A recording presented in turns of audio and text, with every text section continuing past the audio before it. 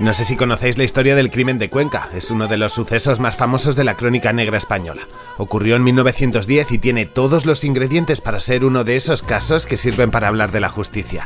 Misterio, acusaciones falsas, un error judicial, venganza... Además de todo eso, es muy metafórico para entender el carácter de las instituciones públicas.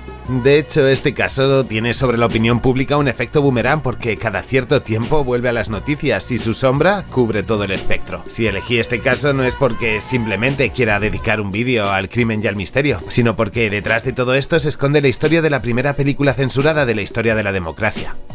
Para que echéis cálculos, la Constitución que derogó las leyes que controlaban las imágenes y palabras que se vertían sobre lo público, es decir, la censura, se eliminó en 1978 y el crimen de Cuenca fue secuestrada en 1980. Ni 2 años nos duró la fantasía. El revuelo se generó por culpa de las escenas de tortura muy explícitas que aparecían en el metraje y que coincidían demasiado con las prácticas ejecutadas por la policía y denunciadas por la gente en aquellos años. No en los que ocurrieron los hechos, sino en los que se filmó la película. Pero vayamos por partes, que imagino que no todo el mundo sabe lo que ocurrió en el crimen de Cuenca. Para situarnos en esta historia tenemos que trasladarnos hasta 1910, a una comarca de la España profunda. En Osa de la Vega, un joven pastor salió con sus ovejas con la intención de venderlas en el mercado, pasar un par de días en las pozas de barro y volver a casa. El tema es que los días pasaron y no volvía. Su madre, preocupada, fue al cuartelillo de la Guardia Civil a denunciar la desaparición, así que las autoridades se pusieron manos a la obra para investigar los hechos. Tened en cuenta que esto pasó en un pueblo pequeño de 100 habitantes y que tampoco es que hubiesen demasiados sospechosos. Rápidamente surgieron 2 candidatos, una pareja de pastores con antecedentes judiciales que vacilaban habitualmente al desaparecido y que incluso lo habían rebautizado con el nombre del Cepa, por ser bajito. Total, que son detenidos, interrogados y por falta de pruebas puestos en libertad meses después. Sin cuerpo no se podía hacer nada, faltaba algo que les incriminase. Tras un par de años en esa comarca cambian las estructuras de poder y entra un nuevo juez, uno joven con ganas de demostrar que él sabe impartir justicia. Es en ese momento que reaparece el cacique de la zona que tenía enfilado a los 2 pastores para volver a acusarlos. Esto no lo había mencionado antes, aunque creo que es importante. Los antecedentes policiales de este par eran por correr a patadas en el culo al cobrador del cacique. Con este detalle me imagino que ya vais viendo un poco cuáles son las motivaciones para meter a estos 2 entre rejas y utilizarlos como cabeza de turco. En fin, que entre la presión del señor y del sacerdote de la parroquia convencen al juez para que reabra el caso. Resulta bastante paradigmático que sean justamente esas figuras las que han tenido un poder histórico en el pueblo, las que impartan la justicia así, tan arbitrariamente. Así que, como os podéis imaginar, la pareja es detenida de nuevo y enviada a unos calabozos. Allí, en las dependencias policiales, son sometidos a todo tipo de tormentos. Les arrancaron las uñas, los dientes, les colgaron de un palo atados de pies, manos y genitales y les hicieron círculos donde les inflaban a golpes, y os digo, eso no son las únicas cosas. Por otro lado, los guardias los estuvieron enfrentando usando correvidiles, es decir, los marearon para que se traicionaran entre ellos. Si la Guardia Civil se empeñó tanto es porque los pastores han sido siempre personas bastante cabezonas, si cuesta arrancarles una confesión, pero al final la hicieron. Reconocieron el crimen, acusaron al otro y finalmente no tuvieron más remedio que asumir la culpa. En su calvario, varias veces solicitaron la presencia de un médico que corroborase las torturas que estaban recibiendo, pero ningún forense notó nada raro más allá de estar recluidos en un espacio con malas condiciones de comida y salud. Es decir, según los profesionales, nadie les arrancó una confesión. Finalmente se produce el juicio en 1918 tras casi 5 años de encarcelamiento, donde de manera voluntaria y en un proceso lleno de contradicciones se consideran a sí mismos culpables de homicidio. La sentencia así era fácil, misión cumplida, y los culpables han confesado. Así que son condenados a una pena de 20 años de prisión y a pagar una compensación a la familia de la víctima por la pérdida. Eso trajo la ruina de los 2 pastores, que perdieron no solo su libertad, sino sus rebaños y las pocas propiedades de las que disponían. Echando cuentas, pasaron más de 12 años en prisión. Recordad que fueron detenidos por segunda vez a finales de 1913 y puestos en libertad en junio de 1925. Cuando se reincorporaron a la vida civil, comprobaron que sus familias habían sido marginadas y apartadas del pueblo porque uno de los suyos era un asesino confeso. Igualmente, ellos también tuvieron problemas para reincorporarse a la vida civil porque nadie quería contratarlos. Y aquí es donde la historia se pone jugosa. Tan solo un año después de la puesta en libertad, el párroco de Tres Juntos, uno de los que había estado instigando a través de sermones y a través de ser una figura de poder, recibió una carta. Era de El Cepa, el tipo que había muerto hacía 16 años y estaba solicitando su partida de bautismo para poder casarse. El cura no quiso saber nada de eso y rompió la carta. Meses más tarde, el propio Cepa apareció en el pueblo en persona para solicitar los papeles. Es decir, estaba vivito y coleante y en esta historia no hay víctimas. Ahora todo el mundo, incluida la gente y las instituciones, les debían a los dos pastores una disculpa, aunque eso no les iba a devolver los 12 años que perdieron de sus vidas. Todo este caso, cuando se hizo público, se convirtió en un escándalo. Las torturas, la manipulación de las declaraciones, el comportamiento de las autoridades encubriendo un procedimiento totalmente manipulado.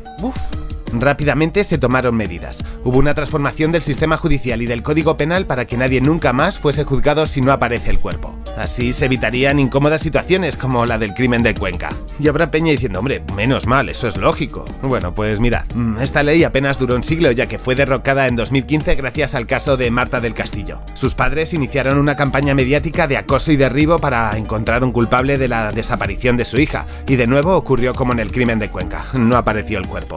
Y de nuevo, la policía arrancó con sangre 7 confesiones al principal acusado, que ahora está encerrado. La presión que hicieron esos progenitores fue tan grande que consiguió una nueva reformulación en la que no se necesitaba un cuerpo para juzgar un asesinato. Esto abre una oscura puerta a la justicia para que no requiera de pruebas para juzgar. Para mí es algo peligroso y que demuestra los riesgos de hacer leyes desde la venganza, la calentura mental o la rabia. Porque aparte de hacer feliz a un par de padres vengativos y atrapados en el dolor por la pérdida de su hija, esta transformación de la ley sirve al Estado español para legislar con mano dura y también para instrumentalizar la represión. Lo peor de todo es que el caso Marta del Castillo visibilizó cómo los medios de comunicación pueden generar sobre la opinión pública un sentimiento de hooliganismo que lleve a aprobar cosas como esta o la cadena perpetua, algo que se reinstauró en España hace menos de 5 años, pero que definieron como prisión permanente revocable, que suena así más blandito. Ya sabéis, la magia del eufemismo. De 2015 a 2019 se ha implantado 24 veces, es decir, que la están usando. Y lo curioso de esta ley es que abre la puerta para que se aplique en delitos de terrorismo o asesinatos cometidos por un grupo u organización criminal. Y bueno, sabemos la facilidad que tiene el Estado para inventarse este tipo de grupos o pertenencias. En definitiva, tienen una herramienta nueva para reprimir con fuerza la lucha social. A ver, volviendo con el crimen de Cuenca y lo que ocurrió a los acusados. No solo cambió el Código Penal, sino que fue la primera vez en la historia de España que revisaron un caso cerrado para cambiar el veredicto y declararlos inocentes. Curioso, porque los tipos ya estaban libres. Simplemente sirvió para intentar lavar una imagen que la propia justicia había ensuciado. Me llama mucho la atención que esta es la historia de un crimen sin crimen. No hay delito ni víctima. Bueno, sí, los acusados fueron la víctima y el sistema judicial su verdugo. El juez de instrucción, Emilio Isasa Echenique, falleció en julio de 1926, a los pocos días de enterarse de la noticia. Oficialmente le dio un paro cardíaco, pero los rumores decían que se había quitado la vida porque no aguantó la presión. El párroco, Pedro Rufo Martínez Enciso, apareció ahogado en vino a los 6 meses de que volviese el Cepa. Unos mencionaron suicidio, otros que era un borracho. El resto de implicados tuvieron un juicio en 1935, pero todos salieron absueltos. Durante el proceso, en un parque se encontraron las víctimas, es decir, los pastores, con el guardia civil que los había estado dando caña. Casi se cobran el crimen que no habían cometido. O puede que finalmente sí que se lo cobrasen, porque al iniciar la guerra civil ese agente apareció muerto y siempre quedaron las sospechas de que habían sido este par. Honestamente, yo no lo creo. No sé si os habéis fijado en la tendencia mientras iba comentando el destino de los verdugos, pero hay demasiada justicia divina. Todo el mundo parece arrepentido, aquí se suicidó hasta el apuntador. Simplemente pienso que el pueblo intentó buscar una narrativa donde se hiciese justicia, porque en las instituciones no la iba a encontrar. Y tal vez el mejor ejemplo de que la gente necesita construir relatos épicos es el tema del cura. ¿Quién narices se va a suicidar metiendo la cabeza en una tinaja de vino? De fondo no solo se encuentra el fallo o un error judicial, sino que realmente lo que hay es que existe una instrumentalización de la justicia para castigar de manera ejemplificante a los que incomodan. En este caso eran dos tipos que consideraban agitadores sociales, pero vamos, que te la pueden hacer igual por unos derechos de autor.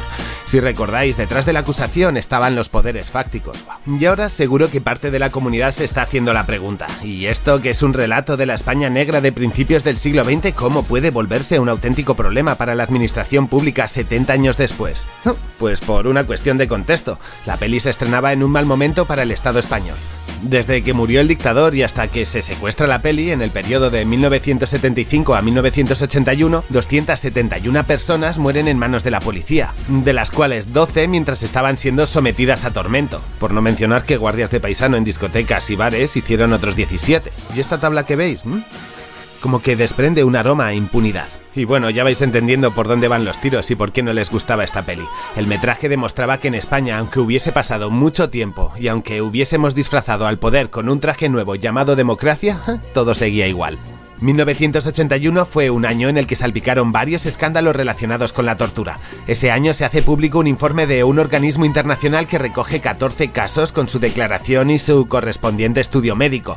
Llama la atención que varias técnicas explicadas en ese documento aparecen en el crimen de Cuenca, que se recreó con documentación oficial de la época. ¡Ay! Nada había cambiado. De hecho, desde los 80 hasta nuestros días, la dinámica se repite. En 2019, una sentencia del Tribunal de Estrasburgo de Derechos Humanos condenaba por 11ª vez a España por hacer caso omiso de una denuncia de torturas por parte de sus funcionarios. Por poneros un ejemplo, en 1981, que es el año en el que se estrenó finalmente la película, fue detenido el etarra Ignacio Arregui. Desde el primer momento lo mantuvieron incomunicado y en un interrogatorio que duró 9 días y en el que participaron 72 guardias. El 10º día llegó al hospital agonizando. Pocas horas después falleció. ¿El motivo?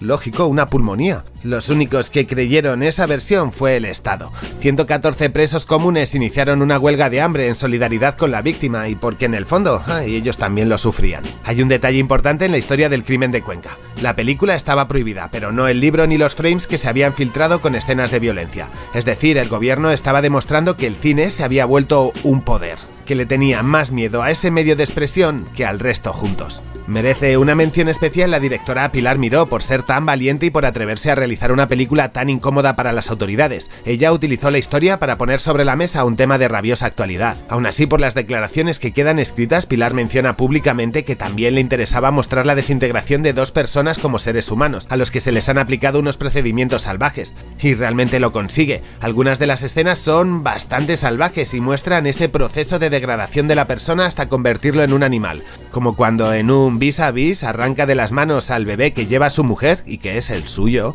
para abalanzarse sobre ella y robar el alimento del crío. Es una escena que, más que generarte rechazo sobre el agresor, te hace comprender la horrible situación límite a la que estaban sometidos para llegar a ese extremo. Por cierto, la habitación donde los interrogaron se llama, en la vida real, la celda del lorito, bautizada así por los guardias porque todo el que entra sale cantando como un loro. Como os decía, Pilar Miró realizó un trabajo crudo que cuando se presentó en Berlín fue acompañado de mareos y de que una parte de la audiencia huyese de la sala despavorida, espantada con las durísimas imágenes de la tortura. Cuentan las malas lenguas que si no ganó en Berlín fue por un telegrama que envió el gobierno de España diciendo en Berlín que no debía ganar ninguna película que pueda desestabilizar el poder del Estado. Y en efecto, no se llevó ni una mención especial. Y eso que estábamos ante una cinta secuestrada que la única copia estaba allí en Berlín y que habían llevado de extraperlo. Aquí podríamos abrir el melón de cómo los festivales de clase A sirven al poder para lanzar mensajes de soft power a la ciudadanía, pero daría para un vídeo él solo este tema. Volviendo con Pilar Miró, su actitud transgresora la trajo muchos problemas, no solo desde el campo legal, ya que fue enjuiciada y condenada, sino también empezó a recibir amenazas de muerte. La película quedó secuestrada durante más de 1 año y medio y su realizadora fue objeto de un proceso militar. Finalmente se estrenó en agosto de 1981. Quien la acusó, por cierto, fue un tribunal militar. Y seguro que alguien está pensando, claro, eso explica toda esta historia. El problema estaba en que aún se mantenían esas viejas estructuras de poder de la dictadura. Ay, amigos, desapareció el tribunal militar que ajusticiaba casos de deshonra a las instituciones. Pero muerto el perro, no se acabó la rabia. Las estructuras cambian, se reformulan, no se transforman, pero mantienen su finalidad. Y ahora alguien pensará, bueno, eso eran cosas de los 80 de España. Ay, que el Estado español sigue castigando muy duramente la falta de respeto al honor de sus instituciones. Hace 1 año y pico encerraron a Pablo Hasél, y lo mismo querían hacer con otro rapero llamado Valtonyc, ambos por atacar en sus letras a las instituciones. Y por apología a banda armada. Sí, de una que desapareció hace 38 años. Por cierto, hay más sucesos de la España negra contados a través del cine. En los años 80 del siglo pasado, Televisión Española estrenó una serie de 11 capítulos y 2 temporadas titulada La huella del crimen. Muchos episodios dirigidos por grandes directores como Pedro Lea, Vicente Aranda o Imanol Uribe. En todos ellos se recrean los crímenes cometidos en España más escabrosos y que conmocionaron a la opinión pública, como este.